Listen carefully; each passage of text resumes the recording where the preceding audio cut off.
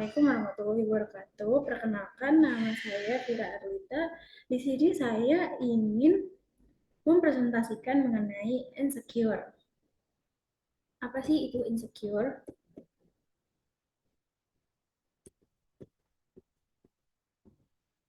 Insecure adalah perasaan cemas, ragu, atau kurang percaya diri sehingga membuat seseorang merasa tidak aman.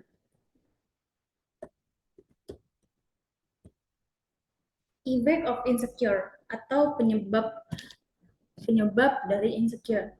Hal yang akan mengakibatkan seseorang akan merasa cemburu, selalu menanyakan pendapat orang lain tentang dirinya atau bahkan membandingkan dirinya dengan orang lain. Bisa dibilang insecure itu berarti orang tersebut tidak percaya diri dengan dirinya sendiri. Lalu ada cause of insecurity. Cause of insecurity pertama, mengalami kegagalan atau penolakan. Jadi ada penyebab yang mengalami kegagalan atau penolakan, yaitu seseorang ini sama dirinya sendiri dan orang lain itu jadi negatif. Itu yang membuat insecure seseorang. Yang kedua ada mendapatkan penilaian kurang baik dari orang lain. Yang ini kenapa mendapatkan penilaian baik dari orang lain? Kayak kita jika seseorang sering mendapatkan penilaian yang kurang baik dari seseorang atau dari orang lain, itu kan akibatnya kita jadi ngedown tuh. Nah, itu bisa menyebabkan insecurity untuk orang lain, untuk seseorang tersebut. Ketiga, ada memiliki sifat perfeksionis. Karena jika seseorang ini mempunyai sifat yang perfeksionis, dia tuh selalu pengen sesuatunya itu sempurna. Jadi sesuatunya itu nggak boleh ada kesalahan. Sesuatunya itu harus sesuai dengan jalannya dia.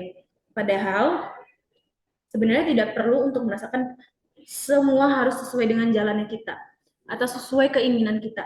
Karena menurut saya kesalahan itu ada untuk dipelajari diri sendiri.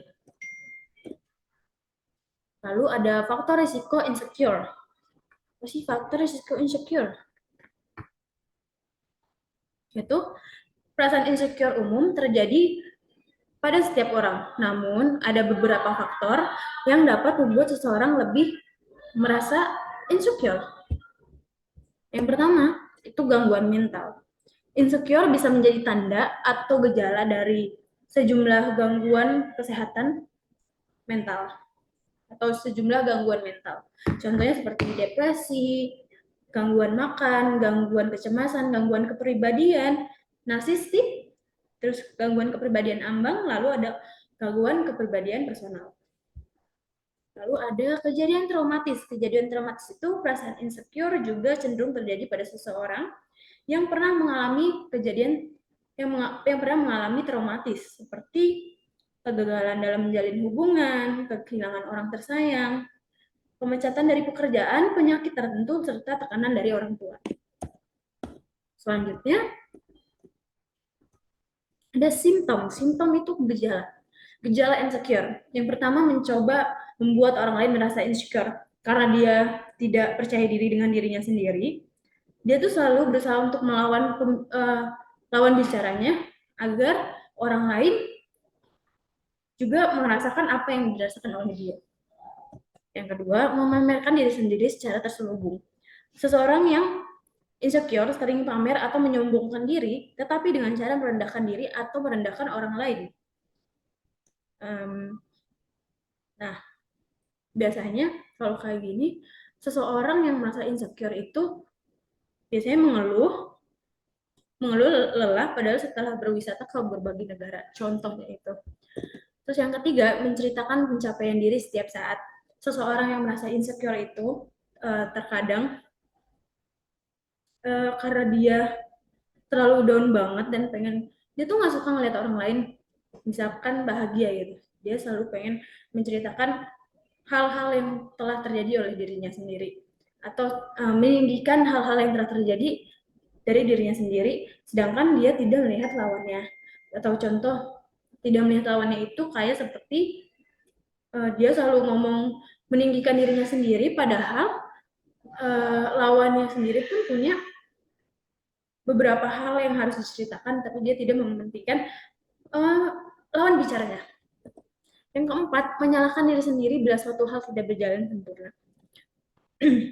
Kalau ini berpendidikan tinggi dan memiliki pekerjaan terbaik merupakan harapan dari semua orang. Tapi semua orang hal ini, maksud saya berpendidikan tinggi dan memiliki pekerjaan yang terbaik merupakan harapan dari tiap orang yang merasa insecure. Hal tersebut membuat mereka terlihat sempurna di mata orang lain. Oleh karena itu, bila keinginannya tidak tercapai, orang yang insecure akan kecewa dan cenderung menyalahkan dirinya sendiri. Yang kelima, ada memiliki kepercayaan tipis terhadap orang lain. Jadi, beberapa atau seseorang yang mengidap insecure, dia itu tidak percaya dengan orang lain. Kenapa? Karena terkadang mereka tuh lebih cemburu dalam berhubungan. Misalnya seperti mengintip pesan yang masuk dari handphone pasangannya.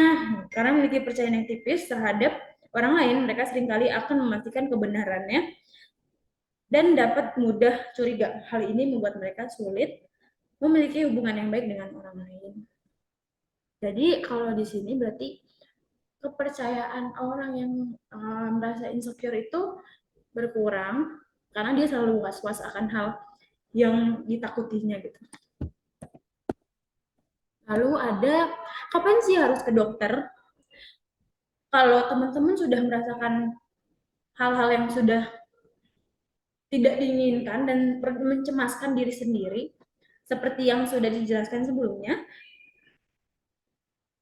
menurut alodokter.com, segera lakukan pemeriksaan ke dokter jika mengalami gejala insecure, seperti yang telah disebutkan di atas. Dengan begitu, dokter dapat membantu Anda memahami penyebab gejala yang dialami dan menentukan penanganan yang tepat. Lalu ada penanganan mandiri.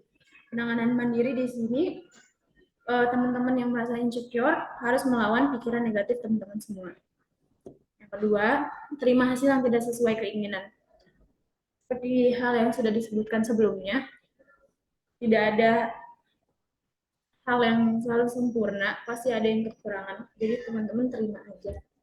Karena semua nanti nih sebuah kegagalan menjadi motivasi. Lanjut dari yang kedua, sama aja. Sebuah kegagalan itu bakal jadi motivasi. Dijadiin motivasi aja, jangan jadi insecure. Luangkan waktu dengan orang terdekat. Nah, teman-teman kalau udah merasa insecure, bisa tuh jalan sama teman-temannya, ngobrol, atau keluh kesah tentang apa yang dirasain sama teman-teman semua. Jangan sendiri. Bangun harga diri dan keyakinan diri.